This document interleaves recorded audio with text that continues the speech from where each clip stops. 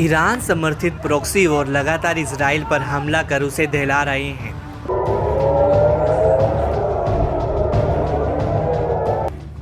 Israel के Lebanon में सैन्य घुसपैठ शुरू होने के बाद से इराक के प्रतिरोध गुट एक्टिव हो गए हैं। समूह के लड़ाके इजराइल के हर एक कोने पर ड्रोन, रॉकेटों की बौछार कर रहे हैं।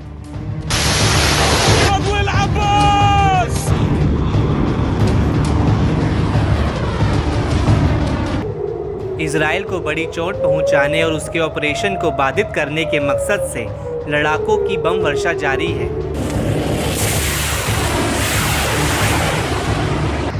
एक बार फिर इराकी प्रतिरोध ने इजराइल पर बड़े हमले का दावा किया है। समूह ने अपने दावे की पुष्टि के लिए वीडियो फुटेज भी शेयर किया है।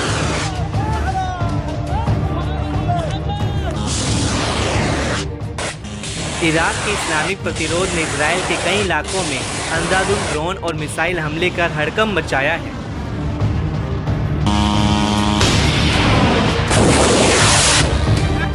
इजराइल के लेबनान और गाजा में ऑपरेशन चलाए जाने के प्रतिशोध में इराकी समूह ने ताज़ा हमलों की जिम्मेदारी ली।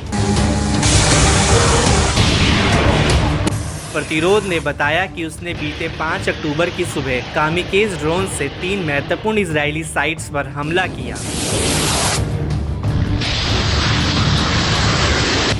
समूह ने अपने खतरनाक हमलों के पीछे की वजह इजराइल के नरसंहार का विरोध बताया। प्रतिशोध ने स्पष्ट शब्दों में इजराइल को चेताया कि वह इजराइल के महत्वपूर्ण प्रतिष्ठानों को निशाना बनाना और नष्ट करना जारी रखेगा।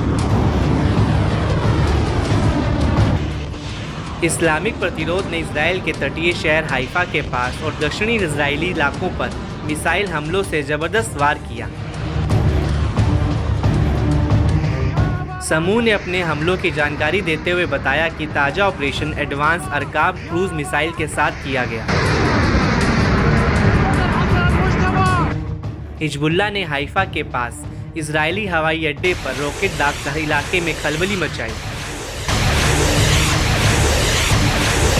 इस बीच इराकी प्रतिरोध समूह के नेता ने इजराइल पर तल्ख लहजे में बड़ी धमकी दे डाली है। असेब अहल अल हक के प्रमुख कैस अल खजाली ने कहा कि हिजबुल्लाह नेता हसन नसरल्लाह के खून का एक एक कतरा बेकार नहीं जाएगा। धरती से इजरायली शासन का खात्मा हो जाएगा। हम एक प्रभावशाली जीत हासिल करेंगे। हम पूरे इलाके में, खास तौर से इराक में अन्य सभी प्रतिरोध बलों की तरह लेबनान में अपने भाइयों के साथ तब तक एकजुट हैं जब तक कि अंतिम जीत हासिल नहीं हो जाती। बता दें कि इजराइल के बढ़ते हमलों के बीच इराकी प्रतिरोध ने मोर्चा संभाला है। हिजबुल्लाह चीफ हसन नसरल्लाह की मौत के बाद से इराकी गुट ने इजराइल के खिलाफ हमले तेज कर दिए हैं।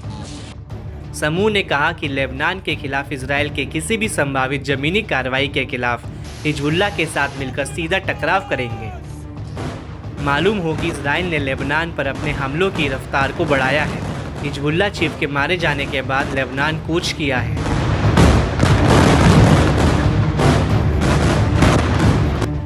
वहीं लेबनान के इस्लामिक प्रतिरोध ने कहा कि लड़ाकों ने लेबनानी सीमा से करीब 45 किलोमीटर दूर हाइफा के पास इजरायली रमत डेविड एयरबेस पर फदी-1 रॉकेट दागे।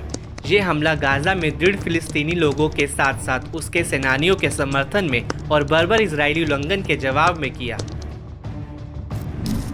लड़ाकों ने 2 फलक 2 मिसाइलों से सासा की अवैध बस्ती पर निशाना बनाया।